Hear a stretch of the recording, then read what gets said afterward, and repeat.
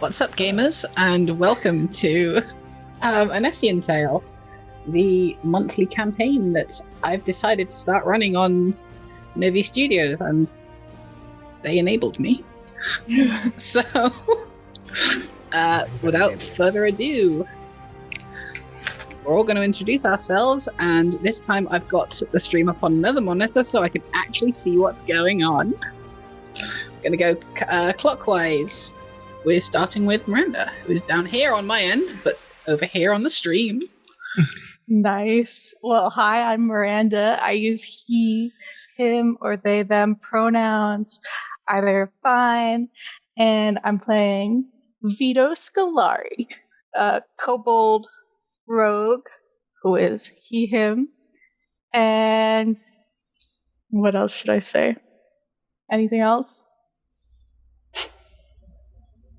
Okay. I guess not. Okay. And still going clockwise. Nope. There we go.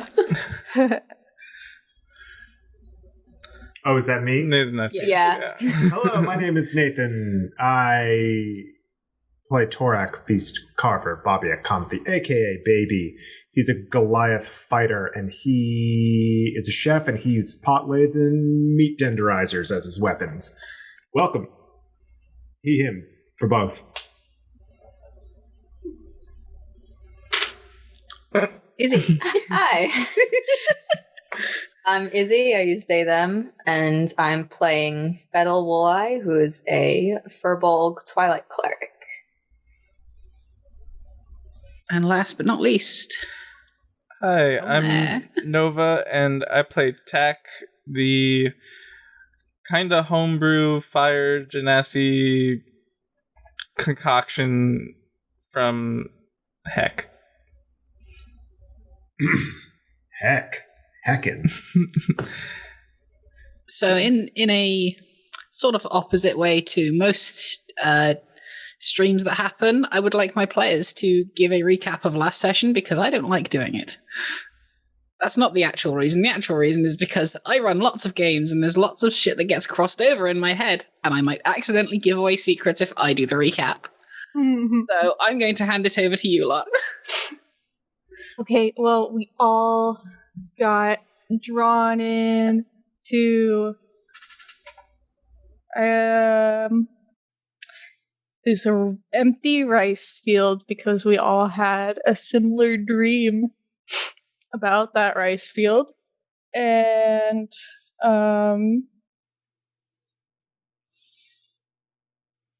popcorn.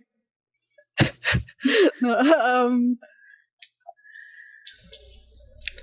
And then we kind of met at a tavern-ish. Some of us at certain points in time met at the tavern. I think it was Vito and Fedel met, and then Tack and Fedel met, and then I don't know where Baby came in. he just walked in. Hello? We were all being very, well, at least, yeah, we were having a hard time, getting together and, introducing ourselves, and then Baby just walks in I'm looking for a rice field, and we're all like, oh, hey, me too. And then we all ventured to the rice field, and we met Claire Good, who was also looking for the rice field because of her dream that she also had. And there's also a barn in the rice field that I snuck into, but didn't take anything and wasn't seen, so it's unimportant. And we met a cat. I'm looking at my notes. And didn't we then find the ruby from the dream? Yeah, we touched the butt. Yeah. We touched it. And then Touched it hard. Right. then we were all transported into our own dreamscapes. Mine was this sort of marine location underwater, and I was spoken to by these weird,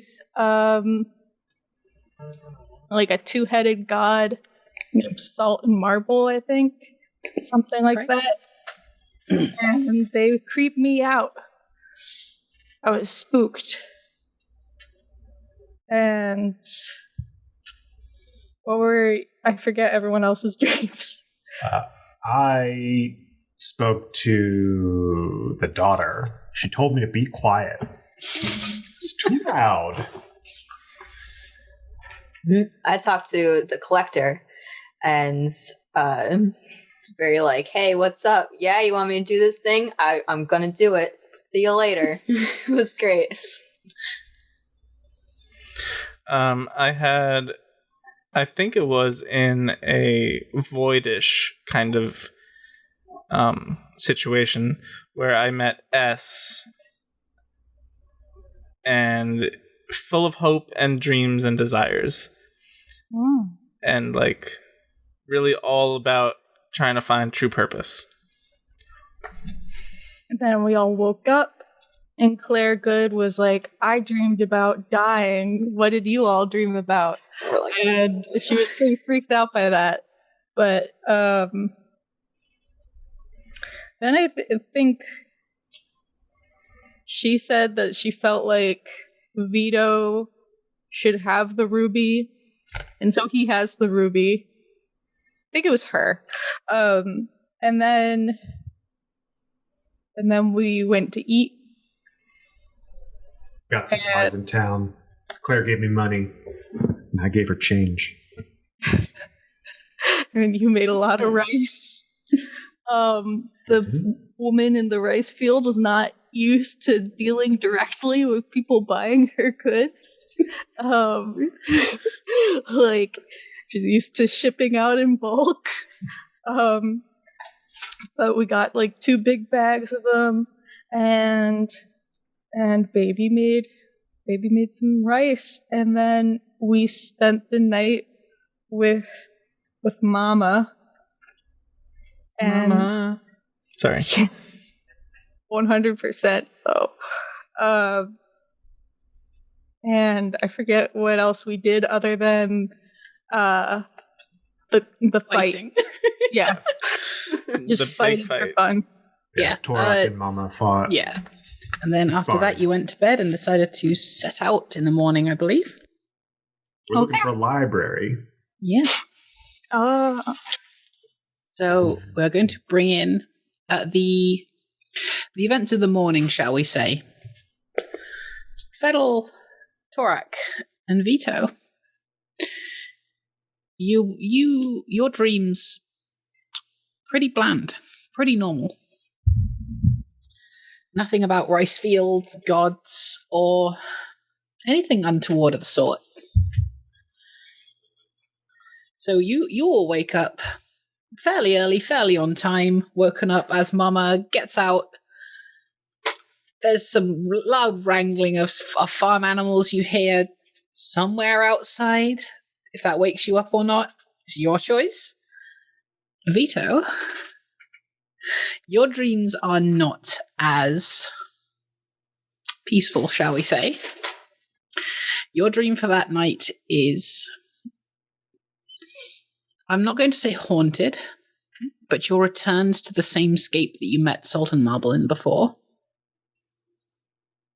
However, this time you can't breathe.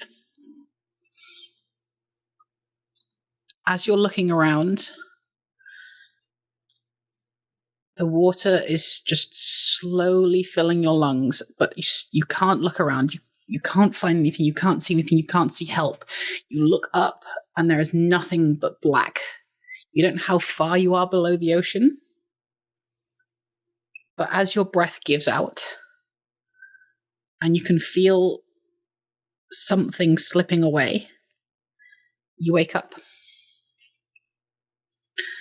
And I'd like you to make a perception check, please, actually. Oh, okay. Let's see here. So I just click on it. Yeah, the little +1 next to perception. Oh, okay. You're doing it on D&D Beyond. Where would I see that? My apologies. Oh,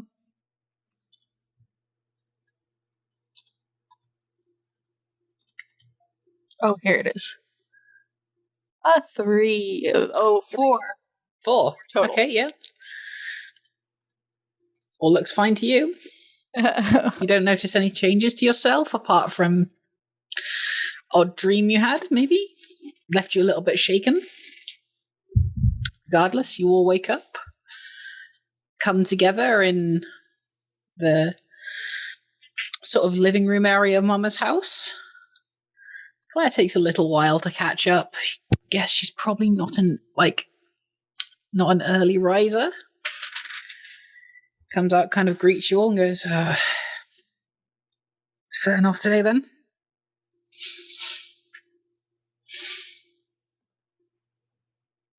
Let's go. To a library. Yeah. I made you all breakfast for the road. Thanks. It's a burrito. Tech is looking at this burrito very inquisitively.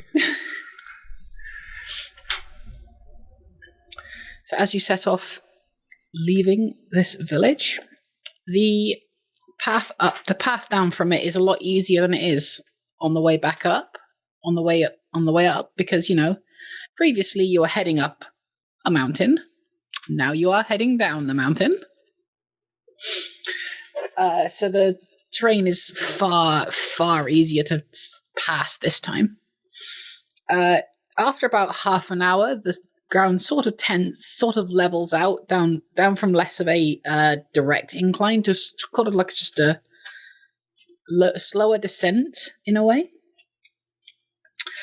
Most of the mountainside kind of gives way to like a fairly large forest of trees on your left, which may or may have not been of interest to you as you're coming back up, but it feels a lot more imposing now that you've been given this larger journey, so to speak, and there's a lot weighing on people's minds, most likely. While we are doing this kind of leg of a journey, because you're heading to Glasbryn, the next town over, it's unless people got anything they want to say or do while they're traveling, let me know. If not, I'd like everyone to roll a perception check, please. Hopefully this one's better.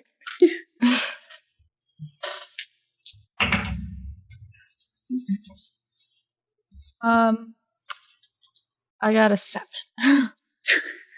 Wow, me too. I got an 8. Oh. Perceptive party. Mm-hmm. My passive is good. Is it sunny out? Let me roll to see what the weather's going to be. The weather's sort of overcast today. It's not yet raining, but the sun's blocked by clouds, and you can probably tell it's going to start raining soon. Okay. So would I still have disadvantage on perception You checks? wouldn't. Okay. Great.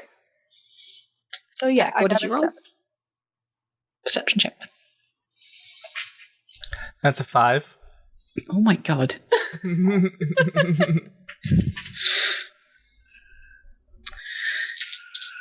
So if most of you have been, I'm just going to say not paying too much attention, as possibly smaller discussions happen between yourself, like what you're going to look up when you get to the library, where you're going to go when, which one you're going to head to once you get to Glasbryn, because this will be more of a kind of a branching path scenario. Claire, however, got a fucking nat 20, so... Thank God. That's the real reason that she's here. As you're kind of walking along, Vito, she keeps looking at you, kind of not untrustingly, but she's kind of she keeps looking back at you as if something's changed about you, maybe, but isn't looking like she's wanting to bring it up. I'm used to being looked at with distrust, so I'm not going to bring it up. I'm not going to be the first to bring it up, rather. After a few 10, 15 minutes more so of walking, she kind of, Vito, you got on your face, it's under your scales a bit. As you put your hand there and kind of you can feel a little bit of algae growing under your scales. Vito just sort of grimaces, and he's gonna not really say anything because he doesn't want to talk to Claire about that, but he's gonna be like reaching up and touching it like as they go along every few minutes. He's just a little perplexed by this and wants to get to a mirror or some sort of reflective surface to check it out when he gets the chance. This is why I got us all soap. It's important. Hygiene is important.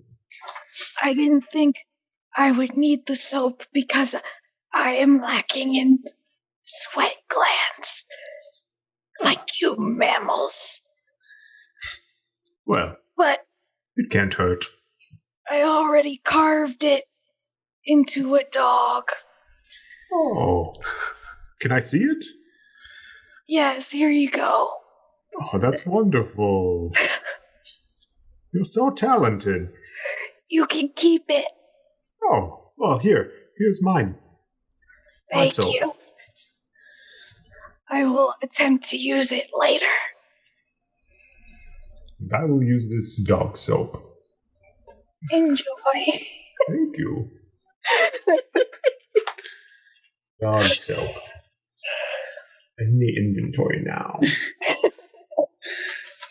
So the first day or so of travel. So this is going to take about two, maybe 2.5 days if you decide to take it a little bit slower. About 2 days of travel to get to Glasgow from where you started. The first day seems to pass relatively without trouble. Claire's natural 20 kind of balanced out everyone else's attempts. She kept her eye on the road, kind of pointing out any sort of threat that came along, which kind of scurried pretty quickly when they saw a larger traveling party than what most people probably see, and a lot better armed as well. So the first night will come. How are you setting up camp? Are you kind of heading off to the side? Are you kind of ducking into the trees? Are you staying like in the road? How are we doing this? Do we all have to do it the same way? No. I feel like... But you will need watches if you want to... Yeah, let me see here.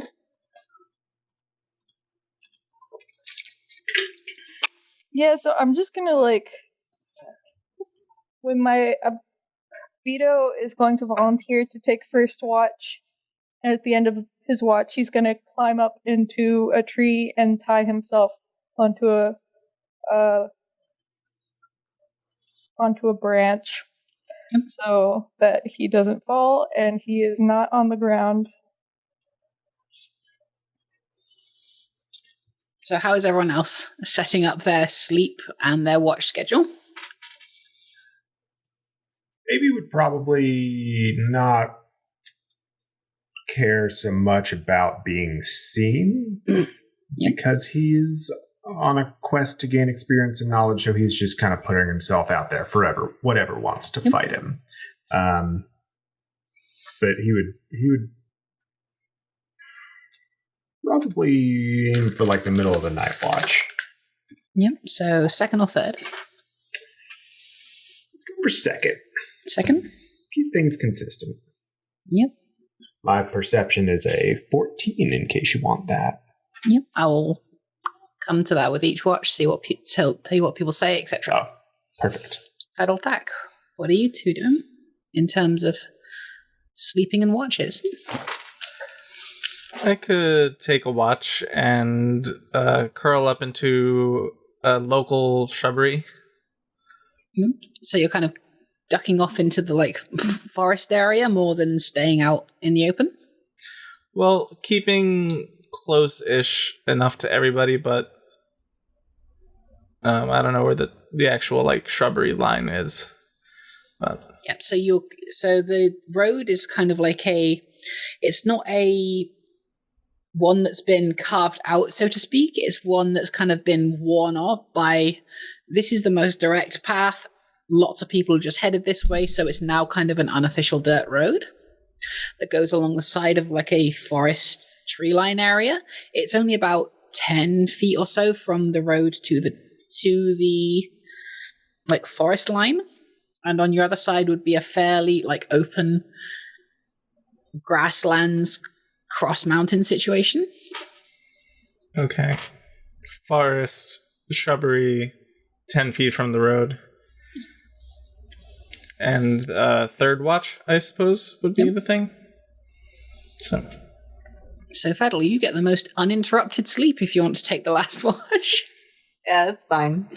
She's like, just kind of laying out where it's pretty open, but can still see into the tree line. Yep. What about Claire? Claire is kind of in her own thoughts at the moment. She's been kind of keeping an eye out for everyone. She's kind of... I'm going to roll a dice, see whose watch she stays up with. 1, 2, 3, or 4. It's alright, she's staying up with your watch. She kind of doesn't have a tent with her, so she kind of just sits against the tree and just goes, "You need me? Wake me up, right?" Yeah. And so everyone I don't even have a bedroll or anything, let alone a tent. everyone kind of lays their head down for first watch. Vito, if you would like to make your perception check for the first watch, please. Yep. And let's see here. 9. Best so far today. Getting there. It's better than nothing. As you kind of settle in, find maybe a perch halfway up a tree rather than the full way up, getting ready to make yourself safer for the night. Kind of keep an eye out, look into arch your head, kind of keep an eye out, look over the grasslands for a bit. Can't see much. Kind of turn around, look into the trees. Your watch goes by uneventfully. Waking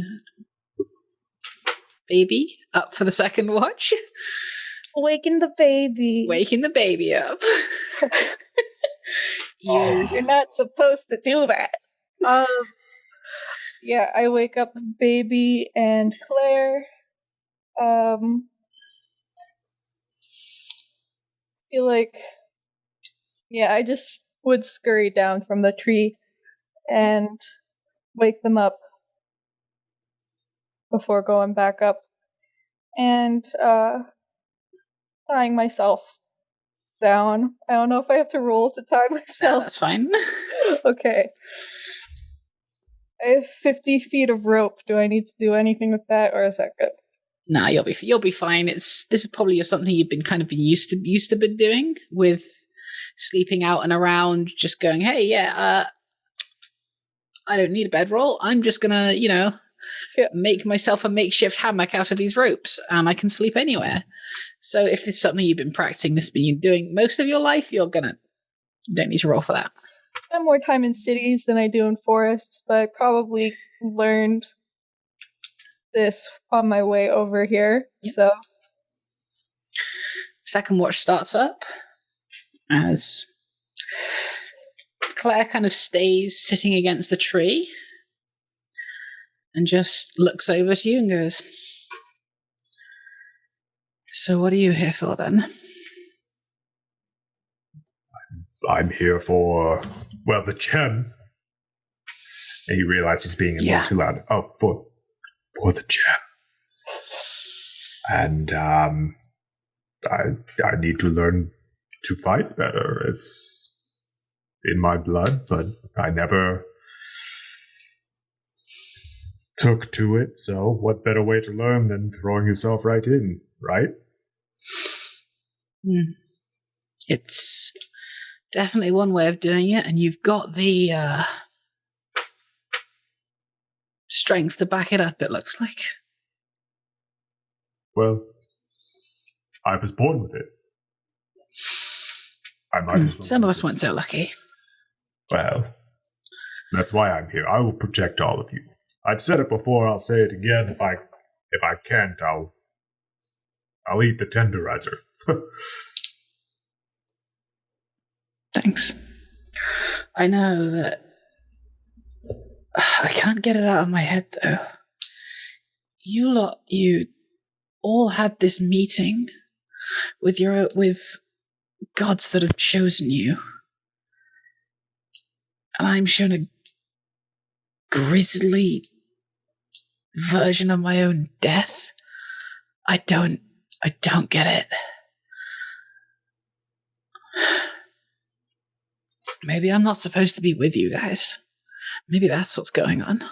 Well, you were there in all of our dreams, so that tells me you are supposed to be there. We were shown visions of gods to spur us on. Maybe this vision of your death is to spur you on. Who knows? Looks at her gauntleted left arm. She's kind of taken off most of her armor as she did the previous night, but she's kept this gauntlet on full length the entire time. Yeah, maybe. Look, we'll talk it out a bit more when we get to Glasbryn, but yeah. So, I would like you to make your perception check for the night, please. Okay. Do you want the 14 from before? I will do another one. Okay. Wouldn't you know it? It's a 14 again. Again? Damn. Again. 16 minus 2. So both of you notice it probably first. You're where exactly are you on, are you more in the open, grasslands, kind of mountain area? Are you more near the forest? Or where exactly are you sitting? Baby would have set up his cook pot and fire on the side closest to the forest. Yeah. And off the road. Yeah, you'll probably hear this more than you'll see it then. From the forest, you hear a kind of fast rustling. Almost like something running towards the forest edge. Claire also hears this and kind of stands up, grabbing the spear, Naginata she's got, kind of standing beside you and going, heard it too? Yep. Hoping it's just a fucking wild boar or something. I don't really want to fight right now. I hope it's not a wild boar. They're nasty to fight. Ask me how I know. And he pulls up a section of his leg, and you can see a big scar on the side of his calf. I want to know if he cooked it after. Yes, he did. Out of character knowledge. Out of character, yes. So what are you doing? Are you just bracing to see what's coming at you? Are you drawing a weapon, or?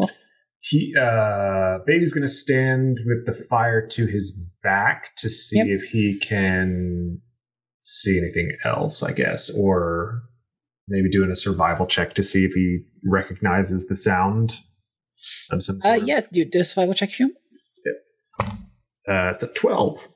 12. It sounds like it doesn't sound like something quadrupedal, it sounds bipedal. And it sounds like it's running very fast. Okay.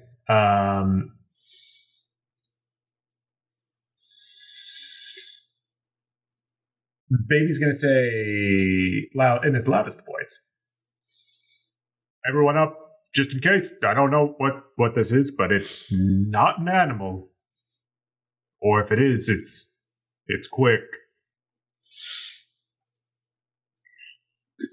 Yeah. So good voice for waking people up. you will definitely all hear that. Mm-mm.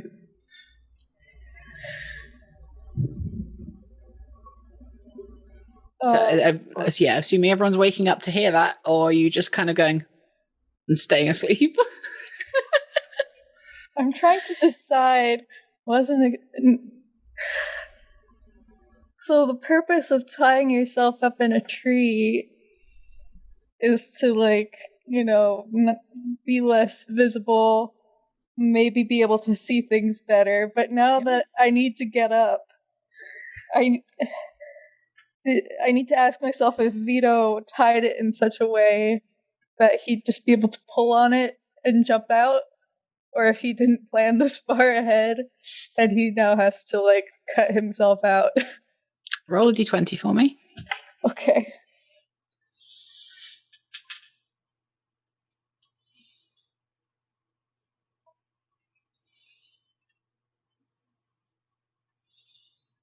$14.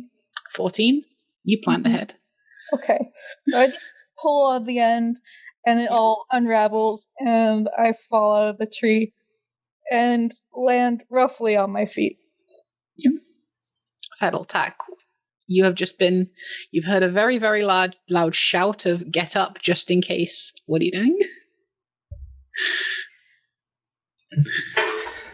Fedel stands up. Oh, sorry. Go ahead. Okay. Fedel stands up, and you can see when she opens her eyes that, like, even the low amount of light is bouncing off, just be like very high, vibrant, like, Zopedum lucidum glow. So you just see, like, this pair of orbs. Someone's a Twilight cleric. So she gets up. She's like, yeah. She's like, what's going on? Where is... Torak gestures with the tenderizer that he's got in his hand. That way.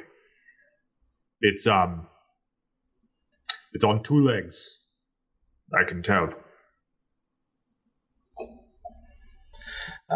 Tack is sitting curled up, sleeping, and then he gets woken up, and from underneath their hood, they look up slightly, hiss at Torak, and put their head back down.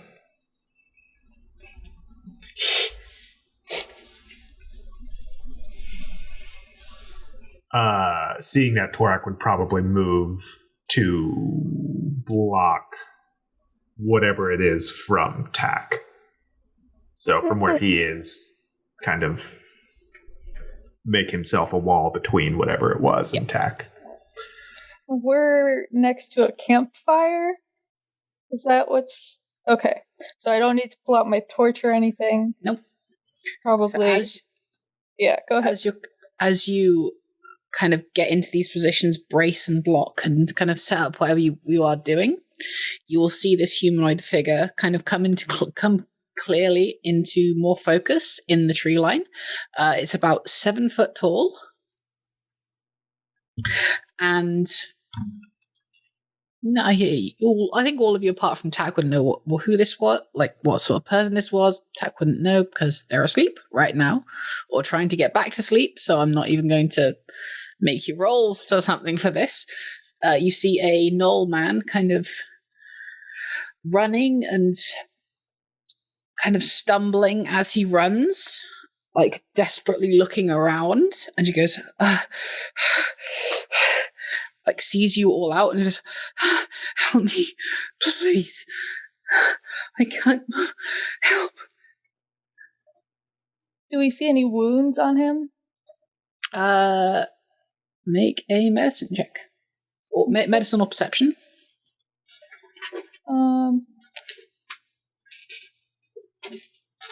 About the same for me. 8. Just maybe you should get some more stop using D&D Beyond for this. It hates you apparently. So as as you kind of look him over, you do you have dark vision? I don't actually remember. I do believe I do.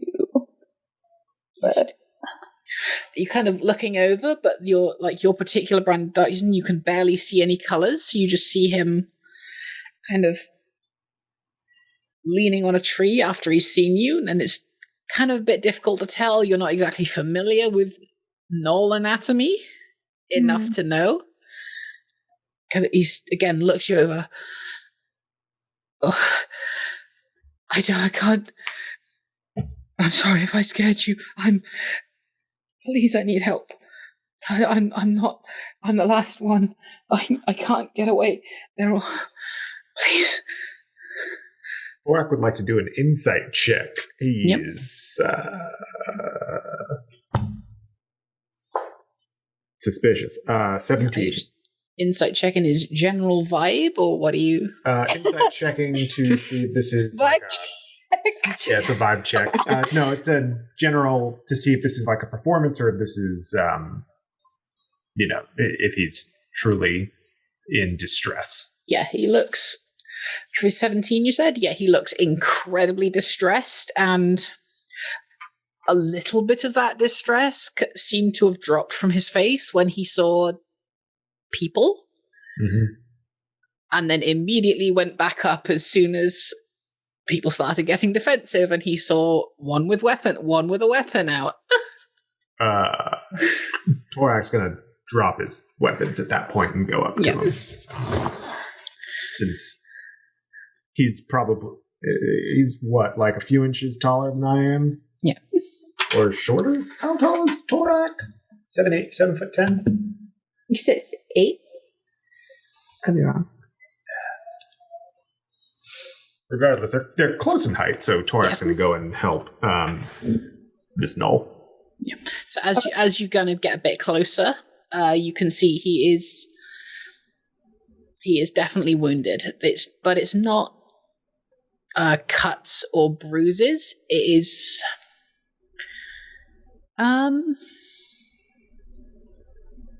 I'll say make a medicine check, actually.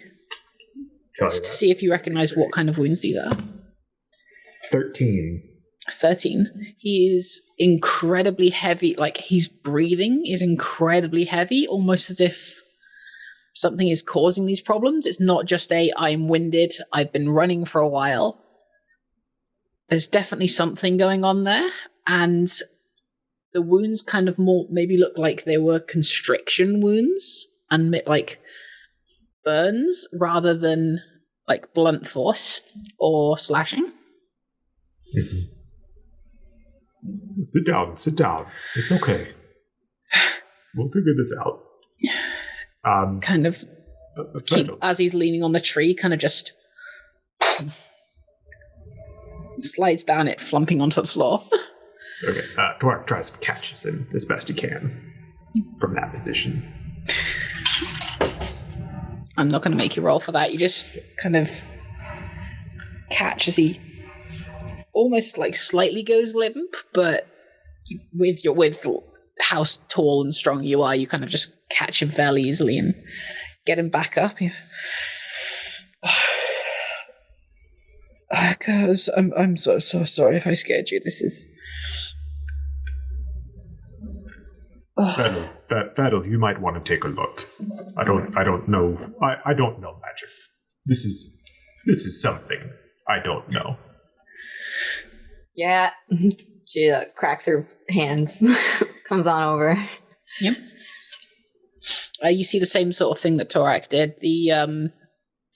There's clearly something happening with his breathing, and the wounds that are pretty much all over his body look like they are from like constriction or pressure rather than cutting, slashing, bonking. Well, either way, I'll do a cure wounds. Just like pat the guy. Okay. Roll that. Yeah. Roll me, please, then. I'll just do it. Okay.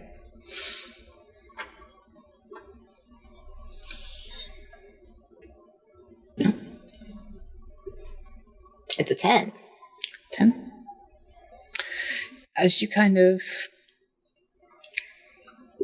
call to the station to fulfill your prayer and bring a beginning to the time where he is not plagued by these wounds, what does Fedal's magic look like?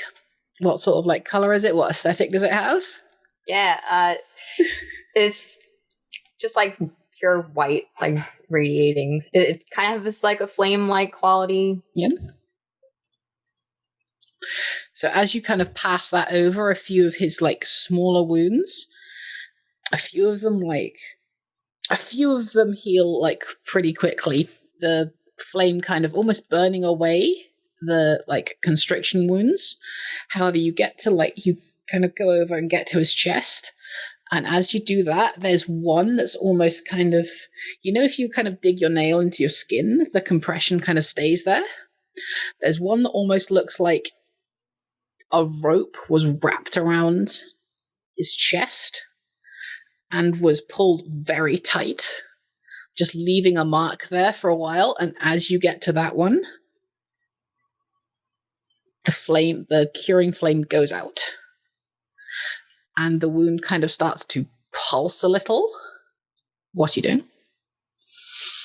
I ask him, like, all right, what did this to you? Come on. You say that. And as you kind of look up into his eyes, they are glassy, almost as if... almost as like they had cataracts in his eyes. They are milky, glassy, and he can't move. And he starts screaming with pain as the wound just bursts. And from inside the constriction wound, a vine kind of sticks out.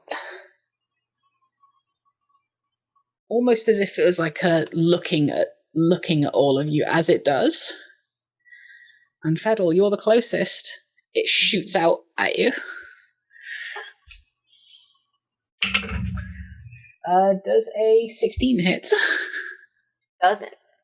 It doesn't. So the vine kind of hits past, and I need all of you to roll initiative, please. All of you who are awake.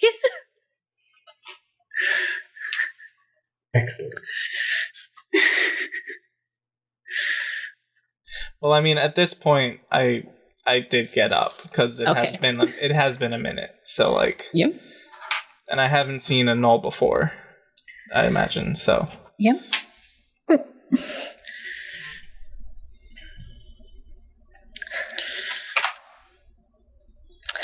D&D Beyond really does hate me. I have a +9 to initiative. I have an initiative this round of 13. God. Okay, 25 to 20. No one? Excellent. 19 to 15? Got 16. 16.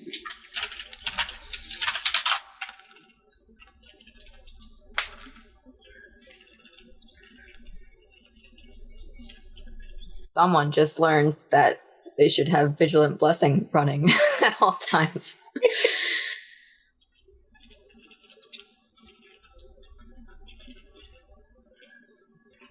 $15 to 10. 14 for me. 14. Oh no. 10 and below. Uh-huh.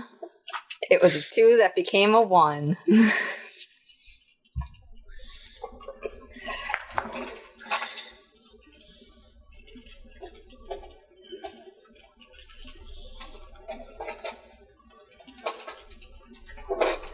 Two that became a 1. Is that a... Yeah, it's a sad time. Okay.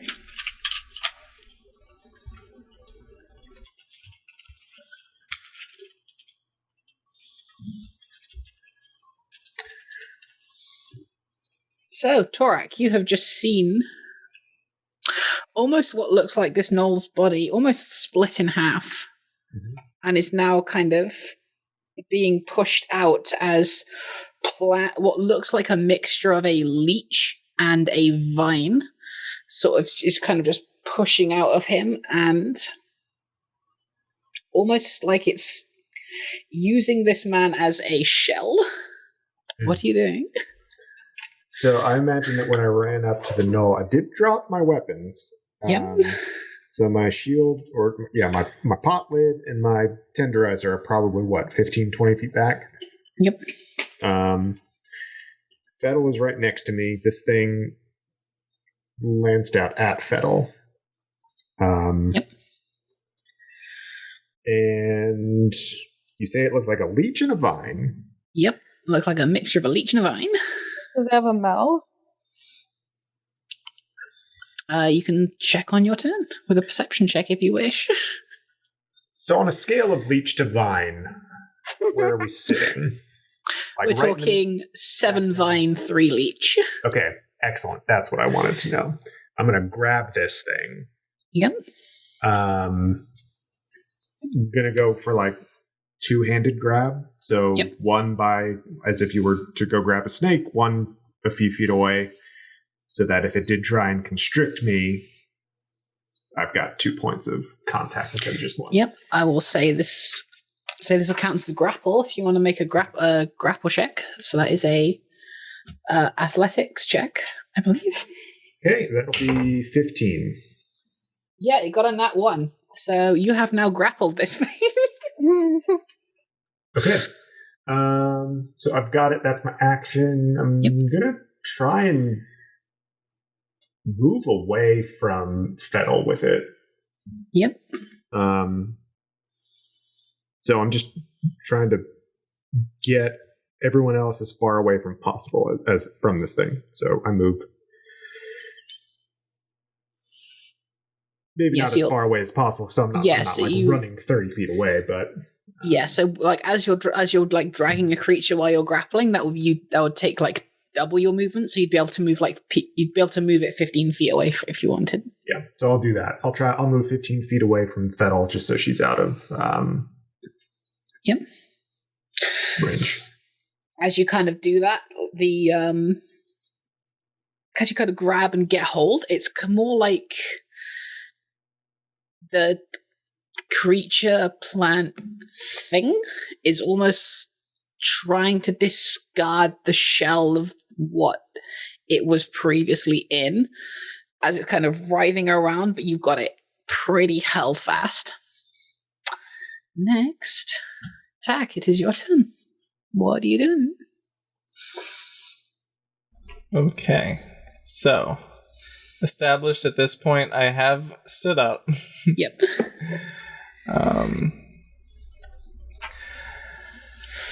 Let's see. Since this is a plant, I just dropped a d4. I mean, it might be. I don't know what exactly it is. Okay. I'm gonna...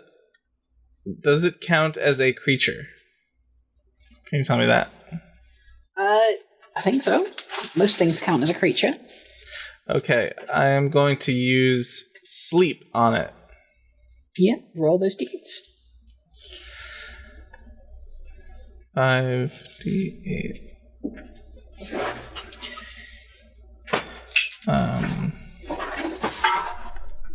I'm just going to get that d4 off of the floor while you roll those. That's a 25. 25. So as you kind of take your spell, where are you aiming the cube, or is it a sphere? Because it affects like a sphere, and the thing with the pretty sure it's the highest HP. Let me check. Let me sleep. I would like to touch, put my finger to the creature and press sleep. Yeah. I just need to check the HP of everyone in the area then. Fuck. 28, you said, yeah? 25. 25. As you kind of reach out and touch the creature while casting sleep, doesn't seem to have an effect. The HP total is too low for anything in this area to be affected. Mm-hmm.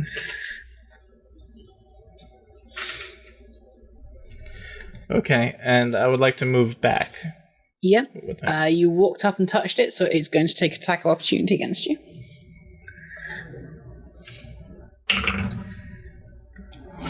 But a 2's not going to hit, so... Nope. What is it trying to hit with? As you kind of got one vine, like, you've got things from it, just from one of the, like, halves of the null flesh, another vine just bursts out and tries to... Oh, good. Next up, Claire is gonna kind of look this entire situation and go, fucking hell. She's gonna mutter some words, and the spear she's got is gonna light up with like a green flame. She's gonna come in and just make a slash against it. She's rolling so well. What the hell? Okay. Hey, someone's got to. Yeah. How come I never roll this well in my games?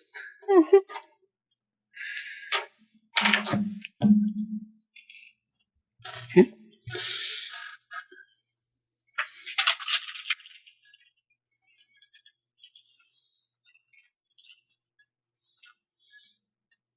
She takes the glaive that kind of has now this dark green sort of fire kind of coming off of the bladed end, just slashes up through the knoll and then takes a step back and goes, I don't know what the fuck is going on here, but I think this thing needs to die.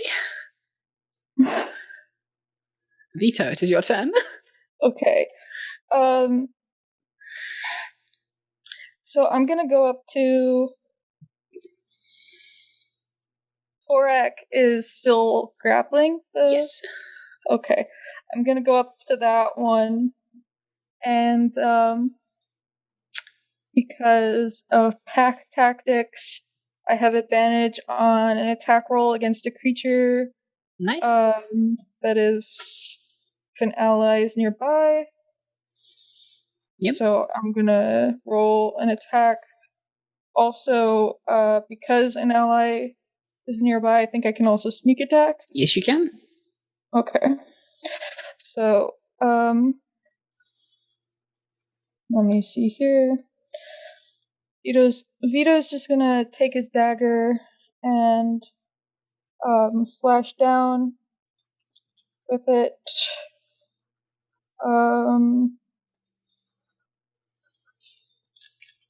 Okay, how do I click to attack and beyond? I apologize. Sorry, so if you see the go to the actions tab, you've got the hit/DC column. Press the +6 if you want to hit with a dagger, yeah. Because I wielded it now, so it's there now. Okay,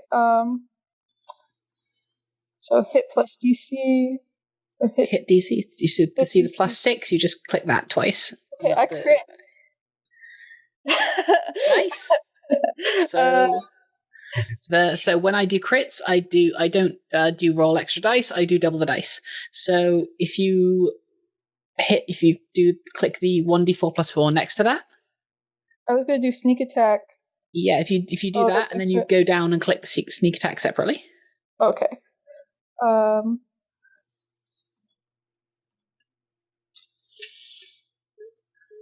For some reason it says 2d4 + 4. Yeah, that's because that's how D&D Beyond is doing it. Okay, so I don't roll that again, I guess. Or, I don't know. Well, it rolled, the first roll was 2. Okay, yeah, so now That's roll 4. the sneak attack. If you scroll down in your actions, you can just click the sneak attack down there. Okay. 4. So 6 plus 4. So, that was... Yeah, so 6 plus 4, then double it. So 20 damage total. Yeah. So as Torak is there holding this thing, you kind of rush up, grab the dagger, and just take your opportunity and slash down it. It lets out this awful scream as that definitely kind of doesn't sound like the person it was inhabiting. Anything else? I think that's it. Yeah, so you staying up close, you moving back, or? I'm staying up close. Okay. So it is now the creature's turn. It's going to...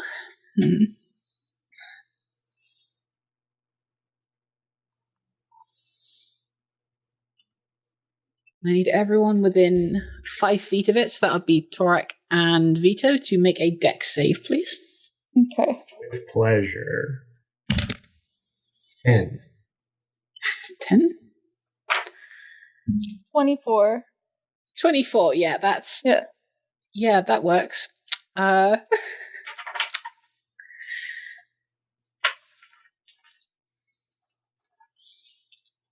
was just saving it up, Yeah. all those bad rolls. Torak, you said you got 10, right? A 10. 10, so that's a fail. Vito, that's a success. Yeah.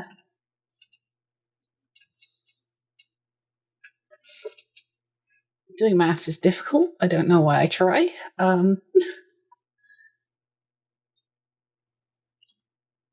Vito, you take 13 slashing damage. Torak, you take 26 slashing damage. Good. As the creature, whatever this thing is, it almost sort of bursts out of this, what previously was a null shell. It just bursts out of it, and the bones and vines and bits of teeth just all go flying, catch you, and it kind of uses this opportunity, like as you're kind of trying to deal with the viscera, so to speak, to just grab a vine and just go straight in. Vito, that's a little less pronounced for you as you kind of dodge to the way, but it still manages to get a good hit in. Still grappled, though. Okay. Torak's going to use his stones and endurance in this case. I prevented 4 of that damage. So that's 22. We took a full rest, I guess. Yes, you took a long rest before this. Okay, so I would have had full HP. Yes. Okay. Now I have 10 HP. Fedel, it is your turn. Okay. Quick question, because I know some DMs do different things. Are we just 1 spell per turn, or per 1 spell per turn, unless it's a cantrip. Unless it's a spell plus a cantrip. Okay. That is good to know. Okay, I think I'll be doing that. So, I'm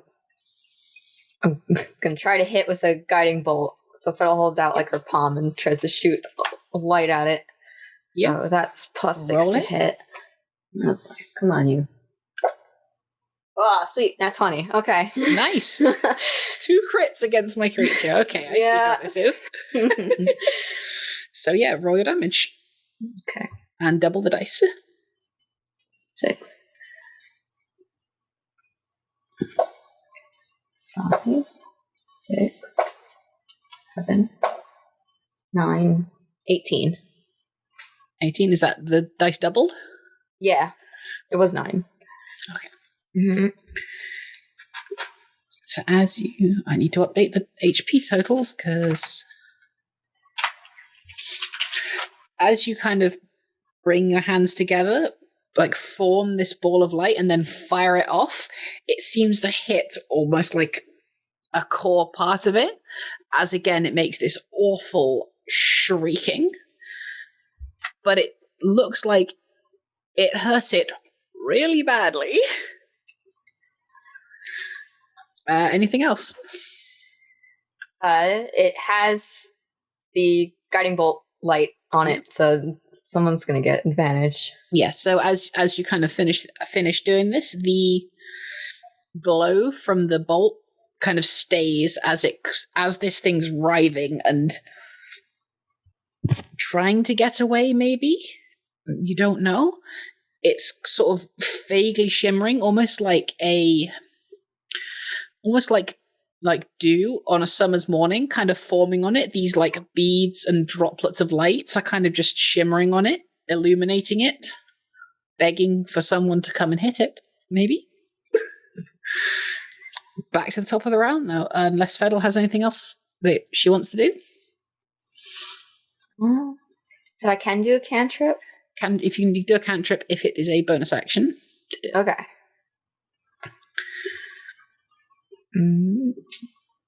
Okay, no, I'm good. Yep. So back to top of the round. Torak. Hey, Torak doesn't feel well, so he's going to dig deep. But he's thinking about something, but he's going to do it. He doesn't know what the heck this thing is. He knows it's writhing all over the place. It's screaming. It's hurt. It's something. But he's going to dig deep and do a second wind. Gain some health. I need to be here to protect these people. This thing is dangerous. He gains 10 health. Nice. And that's his bonus action. He's going to make an unarmed strike on this thing. Nice. Because he does not have his weapons. Okay. And so it's advantage with the guiding bolt, right? Yep. Mm-hmm. That's a 19, which is a crit for me. Champion fighters. Oh my god, you've crit 3 times in this fucking fight. Champion fighters. All right. So there's my unarmed strike. It was a 3 and doubled is 6, right? Yeah. How do you want to do this? Torak's got one hand on this vine and he pulls it back after it's been eviscerated by Vito. Yeah. I imagine that he rips the vine off and throws it as it, is screaming. And then with that hand that he's just thrown, he just starts pummeling the center mass of it. Nice. So as you kind of just pummel into the center mass and just keep punching, a kind of viney, fleshy exterior sort of starts to break and fall away. And in the middle of whatever this is a small, almost looks like... has anyone seen what a rat king is? Oh, yeah. Yeah. Where all their tails kind of tie together in a knot and they can't physically escape from it. It looks like that has happened with a ball of leeches. Oh, fun. And as you kind of just punch and rip and tear until it is done, you expose this kind of leech ball thing as it kind of just slowly sits there, pulsing and writhing almost. The rest of it has stopped moving summarily. Good. Good. It is done. Don't stop punching! Punch the leech thing! What? Stop it! Torak holds it in his hand and squishes it. Yes! You just hear as the leech balls just stopped moving, and now there's quite a lot of, pus and viscera all over your hands. Torak throws the leech ball into Yes! and then carefully moves the cauldron so that it doesn't get in his food. Disgusting. The health inspector is gonna have something to say. Vito is gonna... Are we still in combat? No, you're not. Okay. Combat. Initiative's dropped. Can I take a look at our Knoll friend here? We can take a look at what's left of the halves of him. Yeah. Okay. As you look over, it's almost as if from where the large constriction wound was that kind of opened up, it's kind of fallen in half, and it almost looks like this thing was puppeting the exterior. Maybe you kind of look in, and it's just almost where the capillaries and veins were is where this thing might have been hiding. It's just a kind of a sad pile of flesh left on the ground. Thinking back on what he was saying earlier, now that we have this context, can I figure if this is a larger infestation problem? As you say that, Claire, as you're looking over that and thinking about that, Claire will kind of say something to that effect. She'll walk up and be kind of go, so... What the fuck? You think that was him talking? Do you think that was that thing talking? And she kind of vaguely points over in the direction of the cauldron.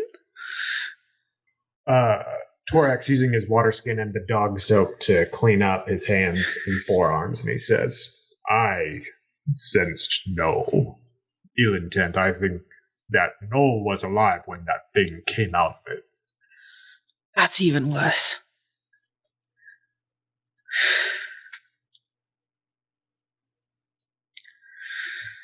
Torak gets his shovel and starts digging a shallow grave so that this isn't around their camp.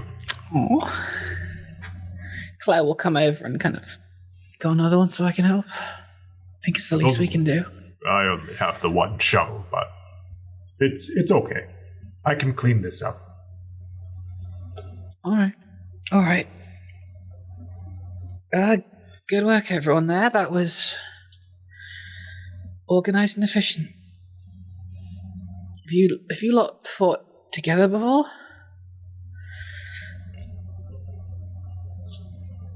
No. Well, I think you should keep doing it. Because that was pretty impressive. I don't know what the fuck that was, but you all kind of rallied together, kind of stared it in the face and just dealt with it. I'm kind of impressed. You hear Torak shout, I told you I would protect you. Can you take a compliment? I'm trying here, okay? Thank you. I thought you said a shallow grave. It is shallow. He's just farther away. Oh, okay. So you all don't have...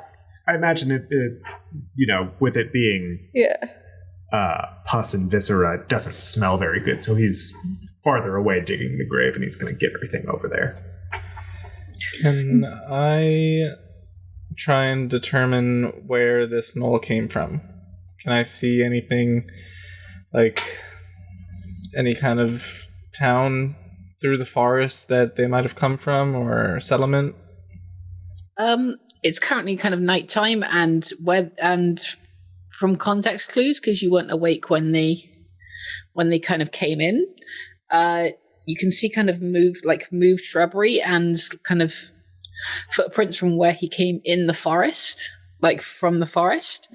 but not much else beyond that.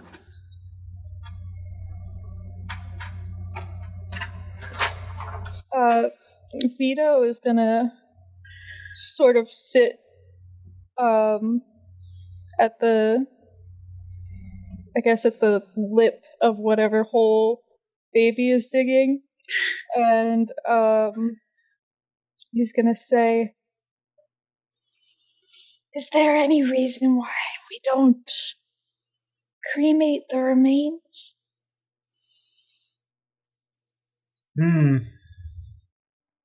Well, maybe we should cremate the thing. But if this truly was the knoll, then it won't smell good. I'll say that. So it's not one of, like a respect thing? I know different cultures have different ways of viewing the dead, and that's a little strange to me, but I try to respect it. Can Torak do a religion check to see if he knows what the Knoll's funerary customs are? Yeah, you can, but at disadvantage. If anyone else wants to do that, they can also try at disadvantage. Fedel, you would do it at advantage. Well, Torak got a 2, so he says, I don't know the Knoll's customs. I would also do it at disadvantage, Yes. because I am proficient in religion. Yeah, you would still do it at disadvantage. Gnolls are a very nomadic people, and if you weren't kind of regularly in contact with them, you wouldn't really know. D&D Beyond is back to hitting me. I got a 4. Sorry, Nova. I got a 5. Oh, yeah. I got a 12 with advantage. Fedel, as you kind of look over the body, there's not a lot to speak of. This man was probably not rich. Like, as Gnolls lead a largely nomadic lifestyle, he probably didn't have much to begin with, but he doesn't even look particularly well off, even with that sort of lifestyle as a baseline. But as you look over, you see a necklace of station kind of over the top of his robes. So you would know, so you kind of like associate the funerary rites of station, probably guess that's what they'd want. And what is that? Funerary rites of station being, for sake. they want to be given a new beginning in a way. So either they don't want their bodies to come to an end, they would rather be a new beginning for something else. So they want to be like buried or cremated then buried, etc. So like their ends can produce a new beginning. So as long as you could find a way to do that, the funerary rites would be fairly simple and largely flexible.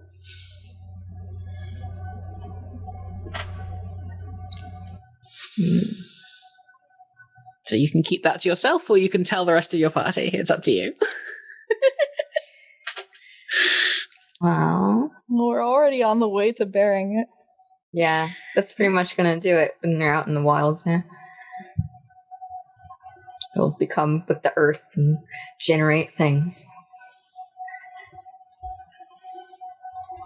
Yeah, so it doesn't take you too much longer to bury the body. You can kind of fits in a smaller hole a little easier, considering it's in kind of in 2 halves right now.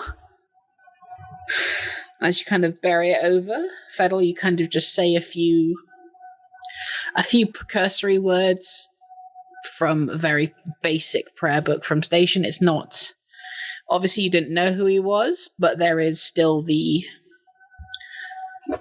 almost a feeling of camaraderie there, as you two did share a religion, and it's not sad to see someone else go, but definitely you feel a bit, okay, someone else, not a brethren, not a colleague, but almost like a co-worker kind of, I'm struggling to see. There's the definite small feeling of camaraderie there as you kind of bury this knoll. Yeah, on our way back to where she was before, on that, she'll just like step in some of the monster and like twist her foot a little and walk off. So is everyone else heading back to bed for the... Vito is probably gonna go back up the tree, but not go back to sleep. He's gonna write about this in his journal and draw what he can remember too. Okay.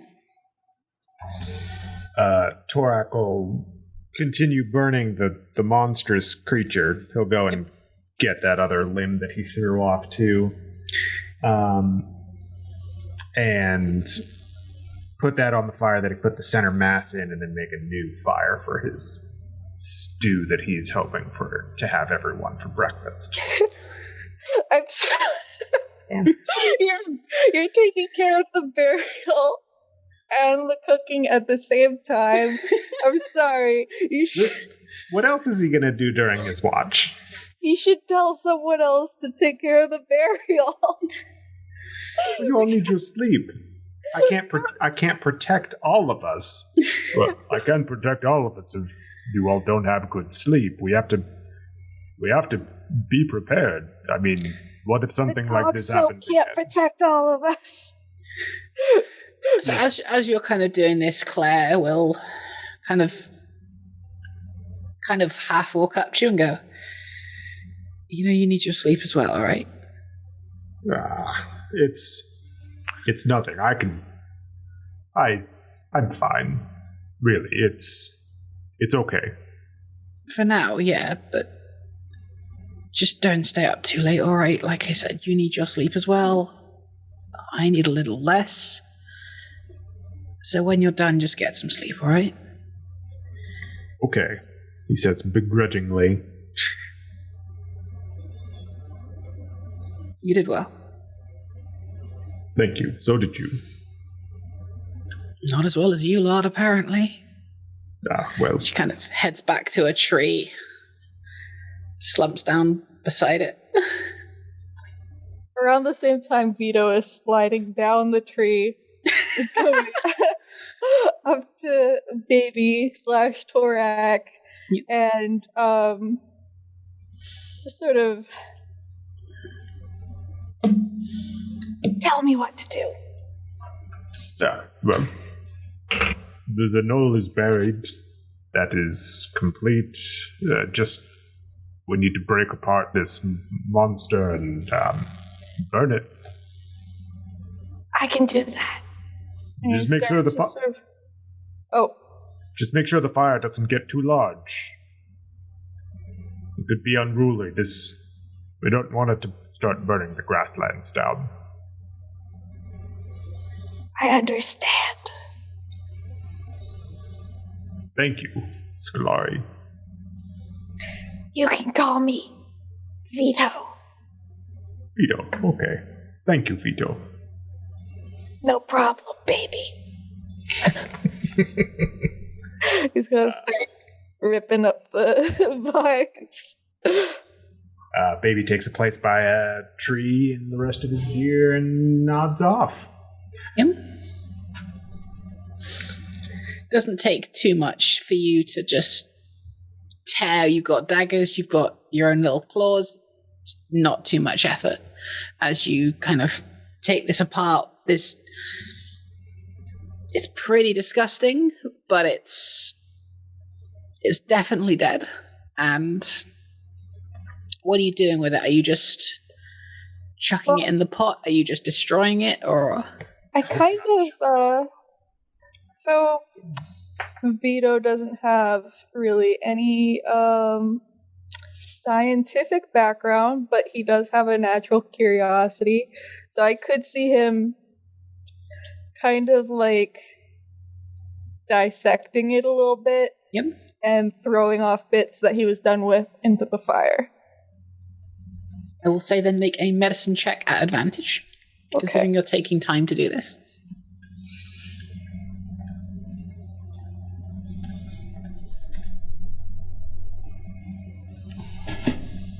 13. As you kind of take each little piece that kind of find one that sates your curiosity, cut into it, analyze it for a little bit and throw it out. You take one of the larger vines that was sort of a little bit closer to where the leech clump was. And as you kind of cut into this one and draw the dagger down it, it's almost looks like what would happen if you cut open a worm, but it's inside almost like a plant casing. As you kind of throw that one aside, throw that one into the fire and try again with another one, as it gets closer, the ratio of leech worm flesh to plant gets more and more in the leech favor, and the further ones are more plant-based. So that's what you get. That's what you get out of that one as you kind of spend a few hours just cutting up, dissecting, looking, and eventually disposing of all the pieces. Yeah. He might, for maybe some of the more interesting, weird parts, the part that looked like the inside of a worm, I guess, he might do a quick sketch in his journal. Nothing, he's not, I wouldn't say he's artistically talented. It's more just, passable, but, it gets the details in that he wants. Yeah, that's easy enough to do. So as you get some rest, it will come to the time of the third watch. Are you still awake, Vito? Yeah. Yeah. So Tak, you will wake up for your watch, and Vito will still be there, either dissecting little leech plant pieces by the fire, or whatever else he'd be doing at that point. So for my watch, I'm going to, I guess, stay awake, obviously, but kind of do an innocent yet creepy kind of laying next to the shallow grave of the knoll. What once was life is now going to be reborn. But yeah, it's weird, but I still pay attention to what's going on around me. Yep, so roll your perception check then, please. Okay. That's a 14. 14. So you don't see a lot. There's the occasional muttering and kind of scratching as Vito's writing down or maybe drawing or something as he's coming through, muttering, throwing these pieces away. But unless there's anything else you wanted to do, that watch passes without any further incident. Okay. No, just be innocently creepy. Yep. So the last watch will come around, and Fedel will be awoken. Did I get any form of a rest? Yes. At the end of all of the watches, you'll all get a long rest. Okay. All right. She wakes on up then. I think Vito's probably done and fallen asleep at this point. Too tired to crawl back in his tree. He's just sort of next to the fire. His hands are still kind of disgusting. Is it still kind of chilly? Can we put a blanket on him? You can put a blanket on him if you want. Yeah, all right. So, Fedel, make your perception check, please. Or if you want to take your passive, just tell me. So I know your passive's pretty decent. Yeah. Mm-hmm. Yeah, I'll just take the passive. It's 19. 19. So once again, after putting the blanket over Vita, you kind of find a decent lookout spot that you can see all around with, and for most of your watch, it goes unhindered. It's a little boring as the sun's starting to come up. The only smaller thing you'd notice, and it was a little strange before, how Claire acted when you were in Mama's house. She never took off the left gauntlet. She's also not done the same thing here, except as she's just every now and again looking up, she kind of every maybe 20 minutes or so, she'll sit up, look around, and go back to sleep. 20 minutes of the house again, she'll get up, look around, back to sleep. However, the third time she does this, gets up, looks around, her eyes have a very slight red tint to them. Almost as like a small glow that you can see, even the distance you're sitting at. And then back to sleep again. Aside from that, your watch will also pass by uneventfully, unless you wanted to. Unless there's anything else specific you wanted to do.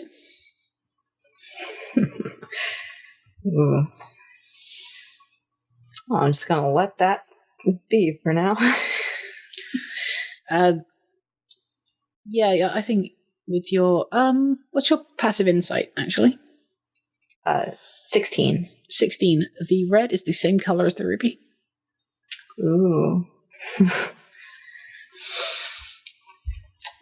Oh. Right. Yeah, so if that's everything, everyone gets their long rest, and you will wake up in the morning.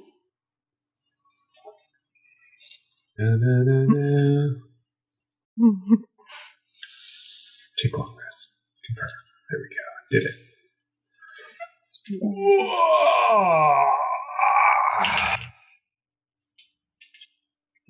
Thorax stretches real big. Okay. Thorax stretches real big and his shoulder pops, I imagine. Tack whispers. He got pretty hurt yesterday. Tack whispers, big stretch.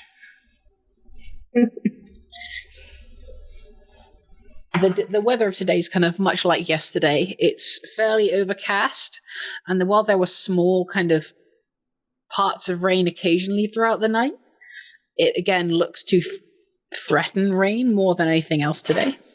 You don't know whether it's actually going to, but it looks like it might. From our vantage point here, are we able to see down the road? Are we high up, or are we kind of like in a dip? You're still on a very kind of shallow incline from coming down from the mountain. You can see a reasonably sized town, maybe 3 or 4 hours away if you kind of really look and strain your eyes.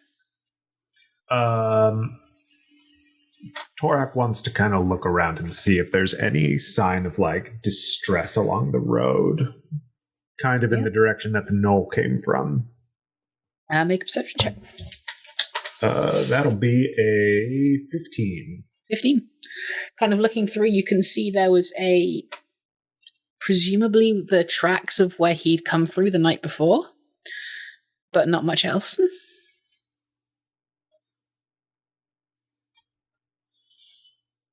Cool.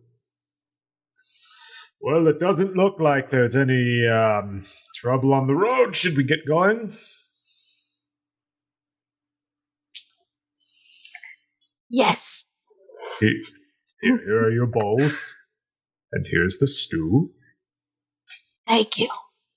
I know it's difficult to eat stew and walk, but, I mean, we have to make good time, right?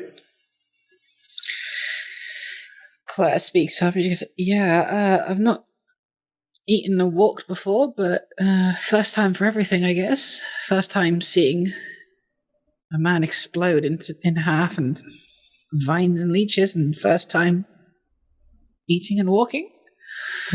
Those two are comparable, right? You get used to it. We are. Vito has already spilled his stew on himself. Tech doesn't know how to eat and walk at the same time, so they kind of do like a little quick shuffle to get a couple feet ahead, and then like take some spoonfuls of the stew, and then continue to do that.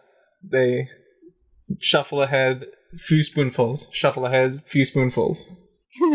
Korak looks at all of them struggling and says, okay, I need to make makeshift ovens next time so I can make little hand pies. That should be easier to carry.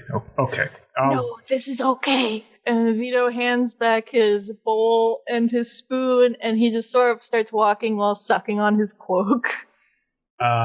Before you can get away, Torak, when you hand the bowl back, is going to take your little claws and sees the stuff on them. And he says, Vito, wash your hands. Oh, Torak, you will see a little bit of algae. Make sure you, right here too, froth it up real good, clean your hands, and then wipe it on your face. He goes and he scurries off and does that.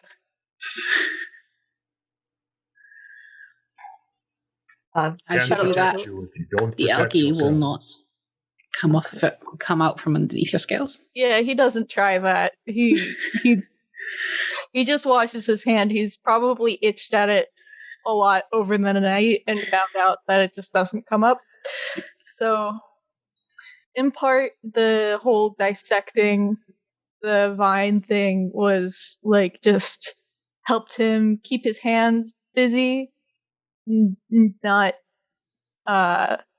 pick at the thing, because it's very distracting to him. So as you kind of make your way off after all of that happened, it doesn't take too long for you to reach this town. As you kind of come up to it on the right-hand side, you'll see almost like one of those "you are now approaching Ohio" signs that are displaying. They'll say, "Come up to the town of Glasbryn." Glazbryn, if you wanted the spelling. Always.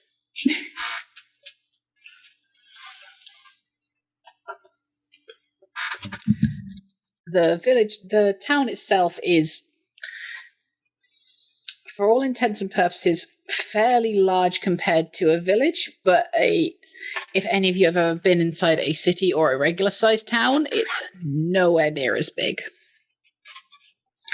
Mostly from the outside of the walls are less heavily built up and probably not as, I want to say, as easily defensible as a larger city, because it's cruder stone rather than built brick or cut stone. It's largely just these are pieces of stone we found, they fit together, these make a wall. Kind of largely placed around the outside center of the village.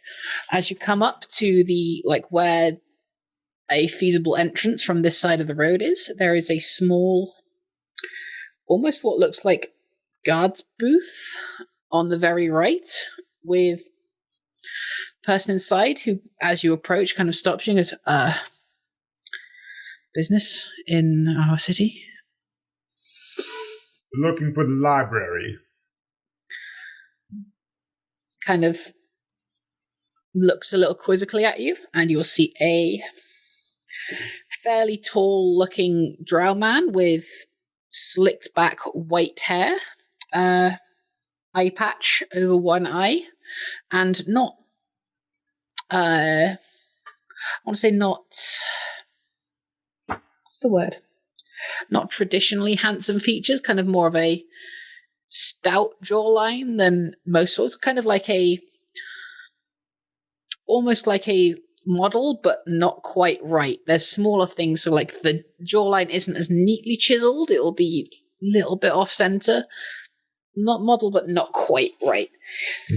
Well, I hate to disappoint you, sir, but there's no library in this town. You will have to head to the next one. For this one, we have a small repository of magical schools here, but they won't have anywhere near as much as our next lovely city over. Glasbrin is largely a city of trade, not learning. Well, What can we trade? Almost anything. What do you have to offer? You can find a buyer here.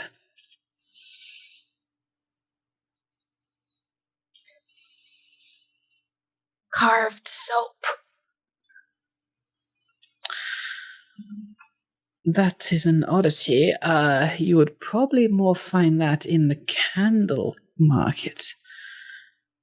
Thank you. What else? I am assuming you are passing through, then, from your statement, if you're looking for a library or place of knowledge. yes, that's right.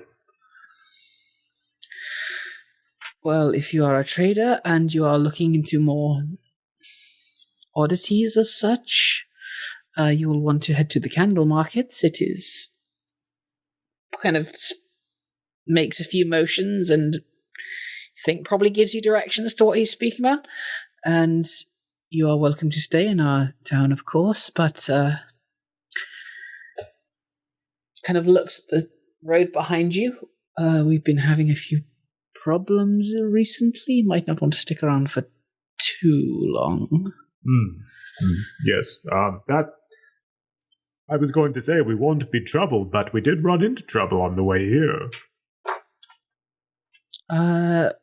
Might you tell me what type of trouble you ran into? Torak stops and starts a few times as he's trying to describe what they ran into, and he's not able to. Vito is going to open his journal and flip to a page and show a very scratchy looking drawing, but think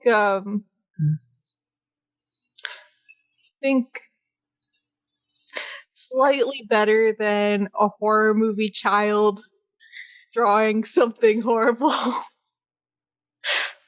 As you do this, this man kind of reaches below maybe what he has a desk in this like little booth and kind of just starts taking writing things down as you say them. And then as you show these pictures, he's like, that's disgusting. It wasn't pretty. It was pretty disgusting. Yeah. Yes. Thank you for telling me. I suppose I'm now going to have to make a report of this. I really hope it isn't connected to our problem. If you're looking for somewhere to stay, the treasure trove is open. It's fairly well priced. They serve travelers a lot.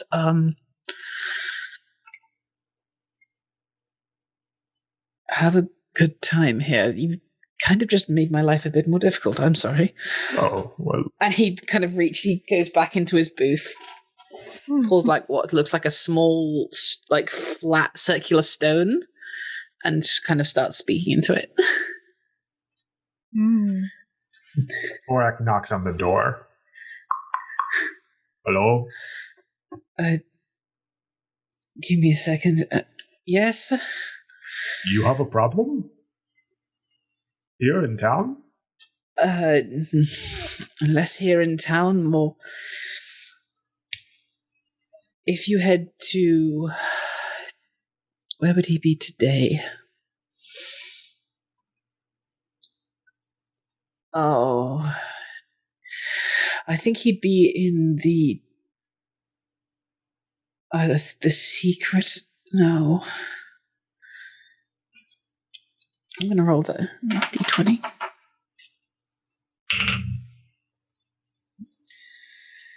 Yes, okay. He'd probably be in the secrets quarter. You head to our captain. He can probably give you a little more information. what to avoid and what not to. I really need to get back to this report. Oh. He kind of ducks back and keeps talking into the stone. Torak knocks again. You don't get another response. Who should I say sent him? Give me a second. Tell them Desta sent you. Okay, thank you. Good luck with your problems. I'm going to have a lot more of them now.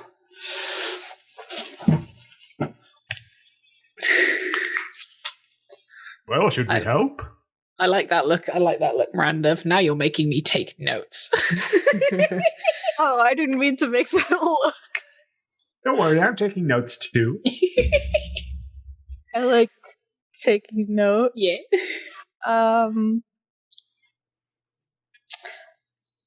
just I try to take notes, things that I might forget, like little names and things for sure, and then afterwards I'll probably write down more of a summary.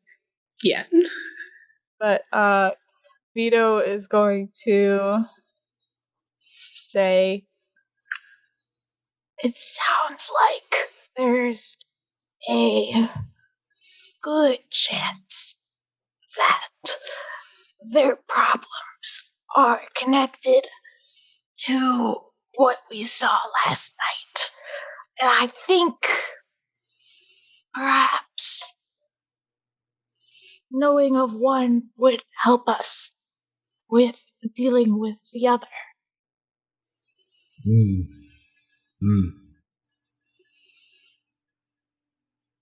No altruism from Vito. Just... Well, I think we should help regardless. Even if it has no benefit to us, it's always important to help when you can, if you are able. Yeah, it's a fun old time rolling up to a place and kicking up whatever's being laid down.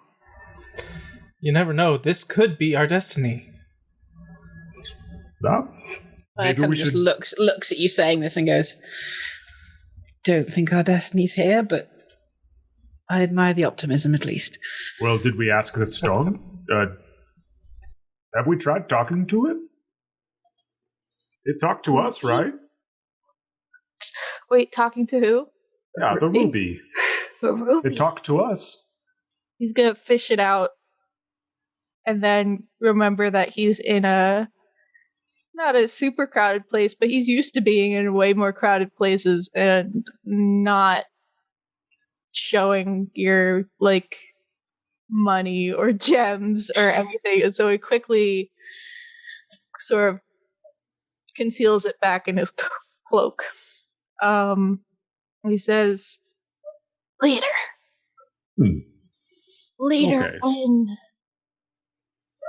Okay. unless someone else wants to hold on to it, I'm not the keeper of the ruby or anything, but I just don't feel comfortable being out in the open with this thing. That Talking to it, it's a little conspicuous. Well, yes. I can hold it if you want me to. Well, while you're here, as good a time as any.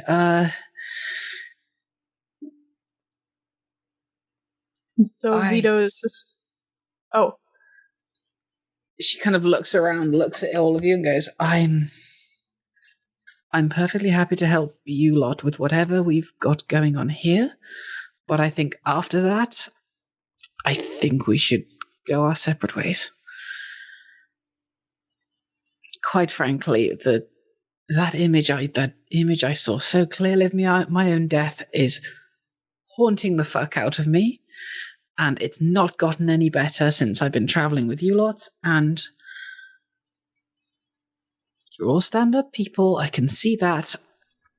I just think it would be a bit quicker if I sort of found a way to deal with this myself. But what if you saw your future because you left us? Well, that's a Or road would I'll that cross be when the we get to it, I future suppose. with us? Or would that be the future with, and then I just kind of get lost in thought. Don't bother the poor lady with that. This town makes me feel weird anyway. I can't explain it, but I do want to help with them. I don't know why. I'm sorry. Did we ask what exactly you saw? I can tell you if you want. If it would be too painful, please don't. But if there's any way we can help. All I saw, and what I've seen each night, since that first shock of touching that ruby, I'm sitting against a rock, bleeding out in the below. And my arm is something else. It's something more monstrous. And that's it. Well, I don't think that's any reason for you to leave. That's easy. We just won't go a little below. Is it the same arm that... And he sort of gestures like gauntlet shape around his arm. Yeah.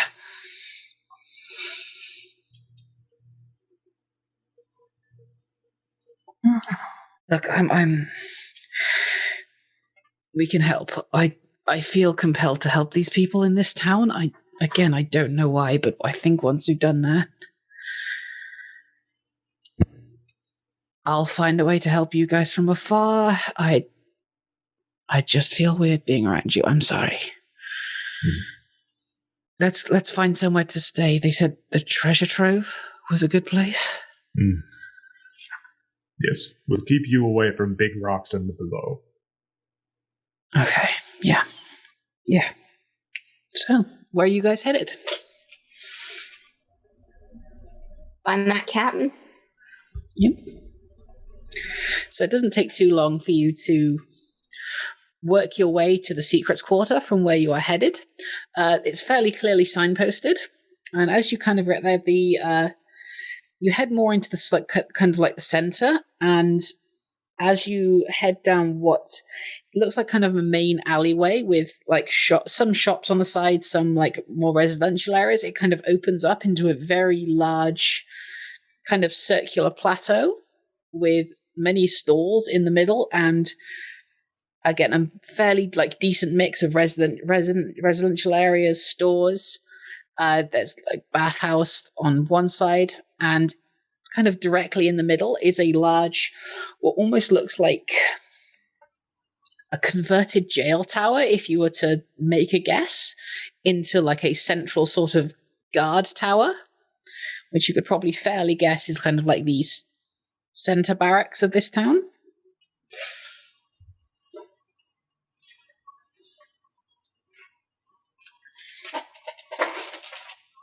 What are we doing for me?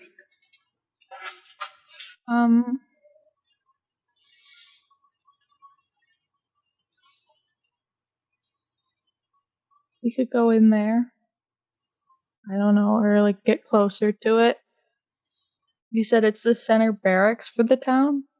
Yeah, so it's like, it almost looks like a converted, like in, might not know actually. It almost looks like it was a very circular jail, like in the middle of this kind of circular open area that has been almost decommissioned and turned into a more central building. And it looks like it has been converted into a barracks where the guards would be. Wasn't one of those rotating jails, was it? No. Okay. Yeah, we might go there and then maybe we'll find the captain there, or we'll find someone who would know where the captain is. Eh? Yeah, nods. Yeah, good place to start, I suppose. Torak gets snapped back as if he's been lost in thought. Yeah, let's find the captain. Yes.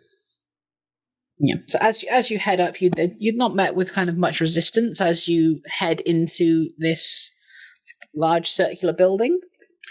As you do, it opens up into kind of semicircular area with almost just like a desk in front and 2 doors to the either side.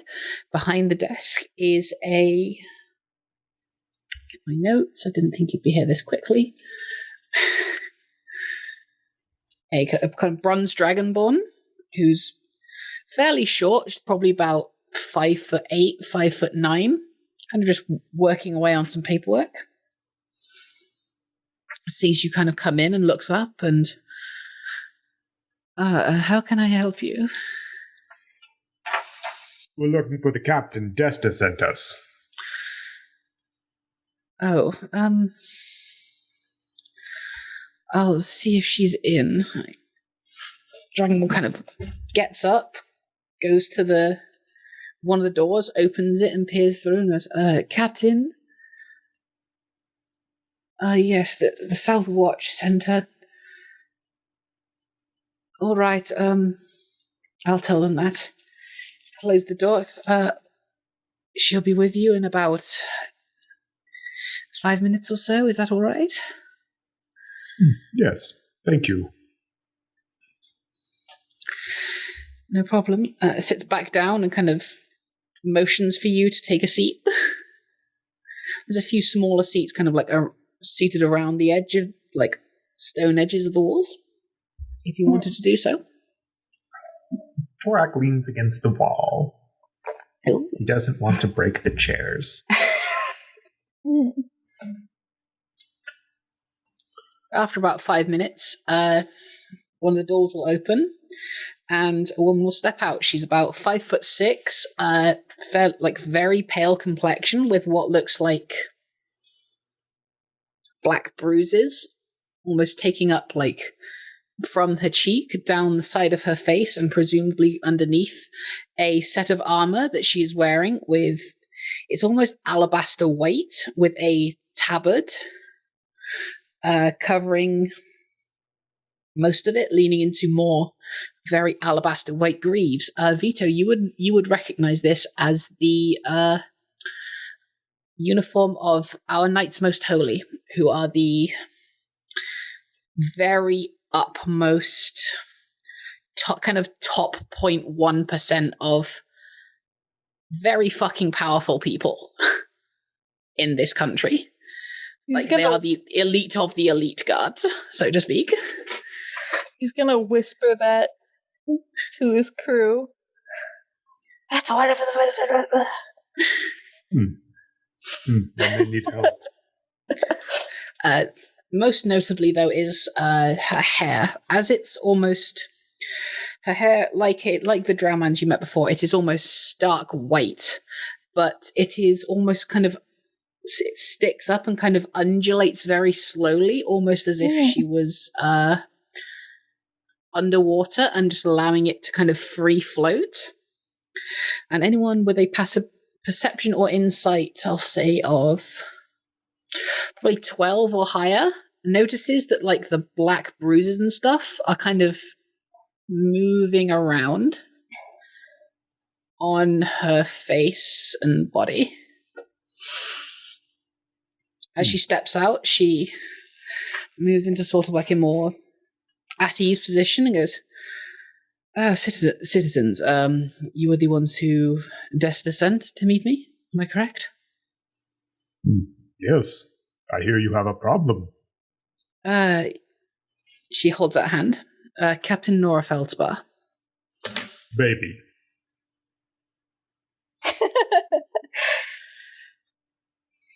She just stops for a second and goes, okay, the rest of you? Scolari.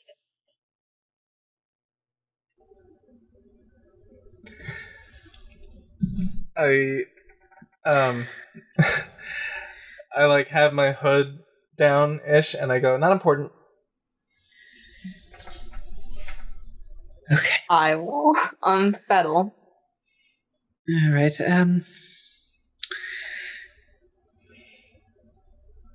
So, recently in this town that I've been sent to oversee, there has been a problem of the undead variety, shall we put it? Outside of the town, there is a small shack. And, for lack of a better term, there have been almost hundreds of lesser undead being drawn to it. We don't know why. Every person we've sent there has either been overwhelmed or hasn't been able to find the truth behind it. But for whatever reason, they are drawn to that shack. So that's the problem we've been having here. I don't know why Desta couldn't just tell you that himself. Apparently he felt it was right to send you to me. What exactly constitutes lesser undead? Lesser undead such as skeletons, zombies, or wights, if you've heard of them, or know how they are classified. Okay. Seemingly hundreds of these have been drawn to this one shack. We don't know why it is. We can't find out why, because people just go missing when they go into it, if they come back. Is there anyone in town who's come back? Not that have survived with their bodies or minds intact, shall we say. Seeing that many corpses around you trying to tear at you is a little disorientating. What we do know is that she looks around again. It's never the same ones. It's almost like the ones that are there are different every time. Either new ones are being attracted to this shack and being killed while they're in there, or they're disappearing in there. We don't know. But every single eyewitness never states that the undead they see are the same. Quite frankly, it's a mystery, and I'm not... They seem to be keeping to that shack. They're not attacking us. So quite frankly, it's fairly low on my priority list. But the people here don't see it that way. They just see a large crowd of undead and want it dealt with. What makes a creature undead? Usually it was been killed and resurrected, brought back. Are there any signs that would indicate this on any given creature, or is it different? Decaying flesh. Yeah. I'll point it out when we see it. Okay. Are there any such thing as undead plants? Is what I want to know. Not that I've heard of. Are you reporting an undead plant? Is that a thing you're telling me exists now that I have to fucking deal with? Well, I've already shown Desta, so I might as well. And he pulls out his journal and he shows the drawings to the captain. She kind of, as you kind of hold out the book, she kind of leafs through the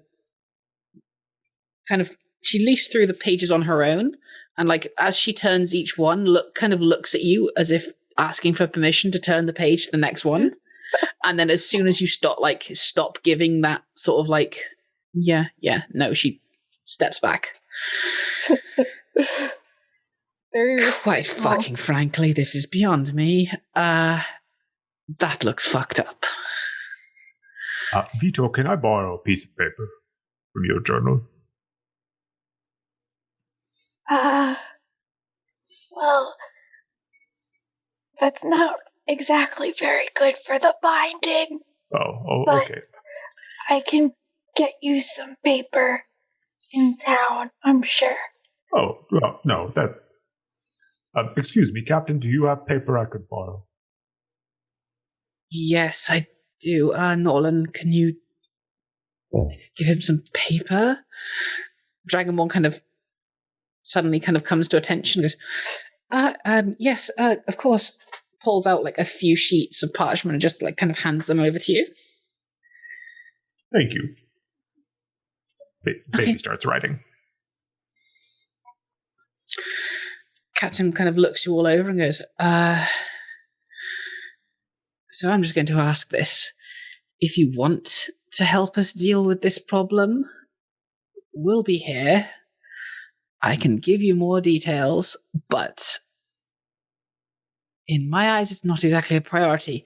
But that, and she points at the journal that you've shown her, that kind of might be. Can you give me some more details where you found it, what happened, who victims were, if anything? Because I'm going to have to start writing this up now. Desta's probably not going to fucking help me. Yeah, so, Vito is going to volunteer some information, of course, that, it came to them in the middle of the night, and, it came out of the knoll. He's gonna kind of look around and see if anyone else wants to volunteer any information. Torak speaks up from between writing, and he says, he gives some information here and there when he can. Vito is most comfortable talking about either the fight itself or the, just talking about what he thinks is in his drawings, but he doesn't really know. He's noticeably terse when he's talking about the Knoll man and all that, because not really sure what to make of that person and like what was becoming of them, and it is disturbing, of course. After giving all this information, the captain will kind of probe a little bit and ask a few questions, nothing too leading, so to speak. She'll just like ask you a leading question, but then if you don't respond too much, she'll just kind of accept it and move on to the next one. Like if you show any clear signs of being being uncomfortable asking a question, she will step back and be like, okay, we're going to move on to the next one, etc., etc. So after you kind of relay what happened and what you know, she just puts her head in her hands and just goes, so that's far more of a problem than the undead. Thank you. I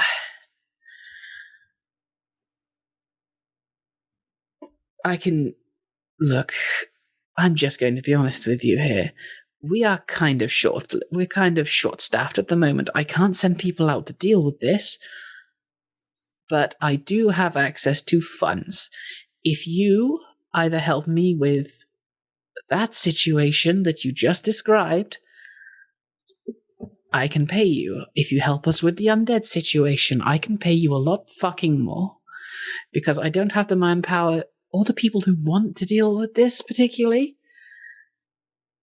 Or that. I might be able to wrangle up more people to deal with that than I do with this undead problem. But either way, it's going to sound bad. I'm willing to pay...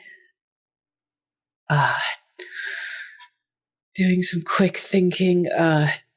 You help us deal with this undead situation, find out what's going on. 300 gold between you lot. You find out what's going on with that. Find a solution. 150 between you lot. That's probably what I can offer you right now. I don't need that much. we'll talk about how to distribute it later. My question is there any chance you think these two things are related? Possibly. They could be. They could not be. From what you're saying, this ball of leeches doesn't sound undead. It sounds more biological. And that's shit I'm not good with. We have plenty of alchemists and people who are more trained in that in this town. You could ask them, maybe, about what it is. There's that woman, she runs a magic shop. What was her name? Nolan, what was her name? The drow woman runs the magic shop. One arm. You just hear Nolan kind of shuffling through a few papers. Like, Teresa runs the... She kind of trails off and no one hears what she's saying whatsoever. And the captain goes, magic shop. Teresa Mizram runs it. You can go and ask there. She probably knows a bit more. Plenty of alchemists around. They're probably a little less experienced than her. I wouldn't even know where to start with that, but if you want to take on both or either of these, I can write up a writ for you saying that you have official powers. How are we proceeding? Group battle. He just sort of gestures. Torak's done writing now, and he looks around like, we're going to help, right? Yeah, with both things. These are problems that need to be solved. Okay. I guess no one's ever heard of a group huddle, but sure. Let's do that. Sounds good. Kind of. I'm probably a bit more equipped to help deal with the first one. Still don't know what the fuck the other one is. I'm going to be pretty good to have on your side for the first one. We can do that one first. All right. If everyone's okay with that. Yes. Torak holds his hand out as if he's got something in his hand to give to the captain. She kind of puts her hand out. Torak drops 5 silver pieces and says, "For the parchment, thank you." You don't need to... She tries to hand it back. No, I insist. I wouldn't dream of taking it from you. It's fine. It's fine. Thank you. All right. She just hands it over to Nolan, who takes it and goes, looks between the captain, back to you, and goes, thank you. Thank you. Like if baby ever said, can I borrow a tissue? You'd be very serious. I'd pay you back. If you wait, the captain speaks up again. She goes, if you wait here for 5 minutes or so, I'll write up 2 official writs for you. And we can get going from there. I can share more information once I'm done. Okay. Disappears out back, comes back with 2 very, very official looking documents. If you look them over, it basically says in about 1,000 words that you are now agents of her and this city, and you are being hired to deal with these 2 problems specifically. I feel like this is something Vito would sort of be familiar with, because he's worked with law enforcement before on like a sort of commission basis. So yeah, it's you just would know like, these are fairly standard writs, yeah. Okay. Probably a little more wordy than most, but... Well, these are official. Yes, I tend to do all my business officially. Are there any like stamps or like wax seals or anything on them? The captain has signed her name, like, on them. But aside from that, there's no, like, wax seals or anything. Okay. Well, I can send you off, give you directions to Miss Misram's shop if you're looking for things on that basis, or I can just tell you where the shack is if you want to get to that one first. All right. She kind of takes another piece of parchment and draws almost as crude as yours, Vito. Just a slightly bit better kind of map of the entire city, and with a tiny little small square above it that just circled with an arrow pointed to us that says shack. Hands it over. North end of the city, about 5 minutes on foot. Can't miss it, because there's a throbbing horde of undead outside it. That is much closer than I anticipated. Yes. We should go. That's a problem. I don't like that. In the meantime, Tack looks like he's doing math. Looks like they're doing math in their head as to how much cat food 300 gold can buy, but just like completely oblivious to what's going on, just following. Fettle has been grinning like a little too intensely ever since we've heard wind of the shack undead problem, and she elbows Claire like, "Yeah, we get to take the piss out of some undead, huh?" Yeah, that's what I do. I take the piss out of the undead. She kind of holds her naginata there, like...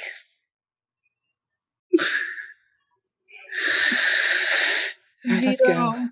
Sniffs his cloak and says, "It smells like stew.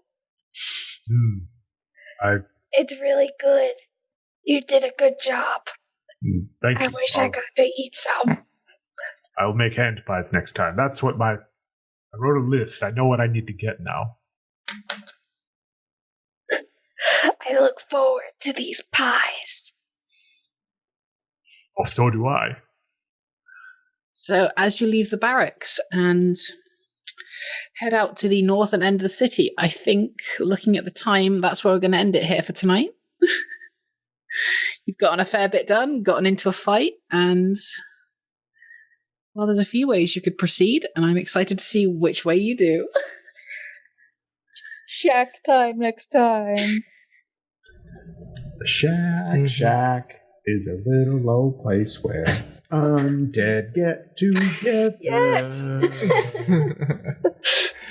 Yep. Thank you all for watching, and thank you to my players for indulging me in this campaign. Thank you for not killing Baby when he was holding on to a leech vine.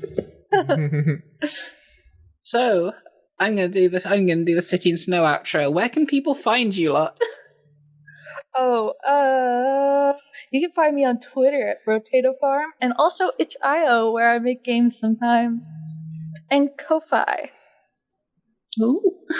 You can find me at _Squid Toaster or at Lanamora Pod for the Legends of Lanamora podcast.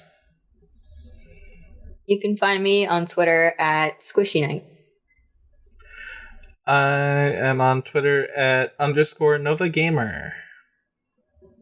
You can find me lowering the stock value of Twitter at Layne the Order, and I also play Hannah Mothwatcher in City and Snow. And something might be coming up with Legends of Lanamora soon. Maybe. You never know.